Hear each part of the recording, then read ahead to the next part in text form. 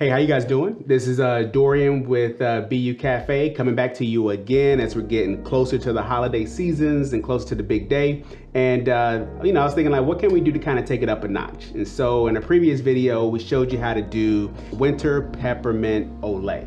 And so in this one, we're gonna take it up a notch to do the winter peppermint mocha. So for those of you who have the espresso machines at home that kind of wanna go a little extra for the holiday parties and really kind of show off a little bit, or do something cool with the treat around you and the family, this is a really great treat for you to take it up a notch with using your espresso machine at home and using Beyu coffee at home and part of our new Beyu at home coffee subscription.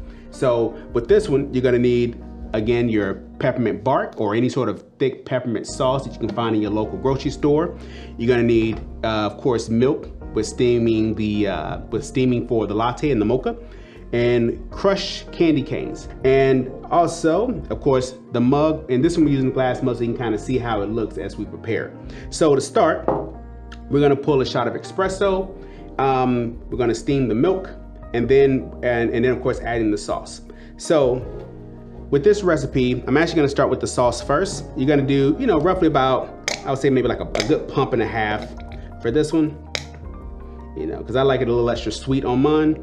And so depending on, how you're entertaining, or if it's just for you, make it however you like to. So with this one, I say good at about a pump and a half for a 10-ounce mug. Next, I'm gonna go ahead and steam my milk. And so part of having a milk pitcher when you're pouring your milk in, you wanna go maybe about just over halfway. And because we're doing a mocha, unlike an ole, it depends on how much froth you wanna have in there. So part of the steaming process, I'm gonna teach you how to do froth in this one.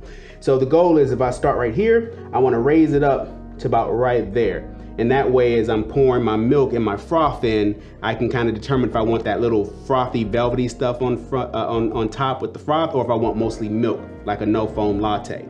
So we're gonna start with steaming our milk first, and then we pull our shot of espresso. The reason why you wanna start with your milk first is because the milk will stay hot faster than your espresso shot. So first, we're gonna start with steaming our milk. And right now, we're gonna be using an at-home Breville machine to steam. So my steam is ready. I'm gonna completely submerge it and turn it on. And if you hear that sound, it's warming up. You wanna hear this sound. That splash sound that you're hearing as you go down and up, that is the sound of the steam pushing on top of the milk to create the froth.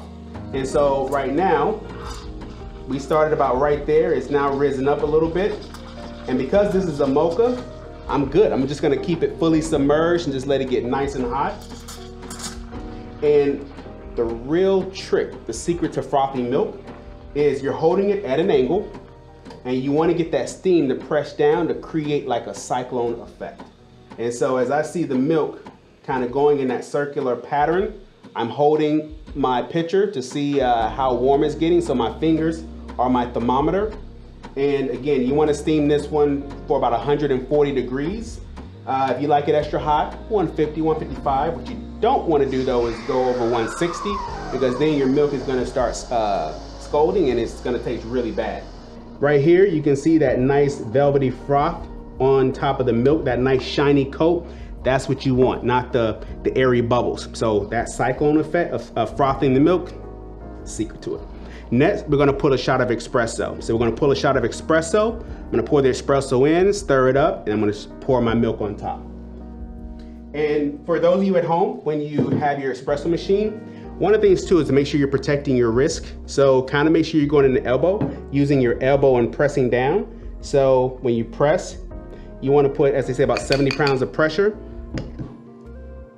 And what they call is, you wanna give it a nice little turn to make sure that it's smooth. And one of the oldest things in coffee history is wiping off the espresso. As they say, you're blessing the espresso before you pull an amazing espresso shot. So, putting this into the espresso machine, I'm gonna pull my shot. And again, same thing at home. You always like that nice little thin mouse tail. So the mouse tail there is what you can look for to see a really nice shot, nice dark flavor. You see it's a smooth flow, so it keeps going as opposed to just dripping. And you're gonna look as it begins to lighten as you're extracting all of the coffee nutrients out of your espresso machine. And the reason this is important is because you can really enjoy the flavor of it. And so right now, you're looking at about anywhere between 23 to 28 seconds. Do you love coffee? Like coffee? Depends. Here is a single shot, which is what I generally recommend if you're, a light breakfast roast coffee, or for me, I like coffee, so I'm gonna go with the double shot in mine. But that is up to you, depending if you want a strong coffee flavor or not. Use your spoon to go ahead and stir in that white chocolate, the peppermint bark, to make your seasonal beverage. And so now you see your base right here with the espresso and the syrup. So now you'll probably see you got this big blob sitting on top as well. So it's like, how do you get rid of that blob on top? What I recommend is actually, you can use the same spoon and just kind of stir it up. So you're stirring the froth in with the milk to get it back to that velvety, smooth texture. And like an Olympic diver, you start at the top to pour.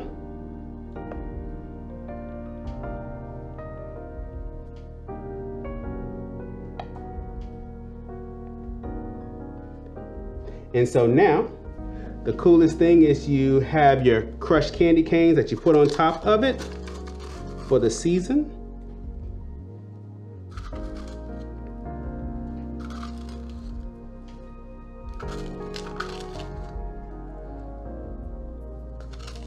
And now you have a real espresso treat for the holidays, for you, your friends, your family, or to just sit back and relax and just be you. And so this is what Beyu at Home is all about. Happy holidays.